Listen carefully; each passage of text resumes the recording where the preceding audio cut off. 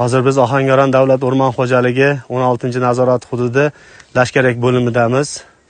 16-nazorat hududimiz 16200 gektar maydon qoplangan bo'lib, tabiiy o'rmon bilan qoplangani 10000 gektar, madaniy o'rmonimiz 4000 gektar, yosh o'rmonimiz 1500 gektardan iborat. Biz o'rmonlarimizda Zarafshon archasi bilan qoplangan.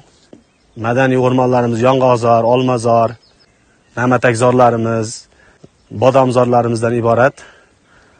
O'rmonni asrash bo'yicha chora-tadbirlar hammasi ko'riladi. Turistlar bilan alohida suhbatlar nima qilamiz. O'rmon hududida olov yoqish, tamaki mahsulotlarini chekish taqiqlanadi. Bu haqda xodimlarimiz, aylanma nozirlarimiz, o'rmon nozirlarimiz hammasi tushuncha ishlarini olib boradi. Turistlar uchun o'rmonlardan foydalanish uchun ularga so'qmoq yo'llar yaratganmiz.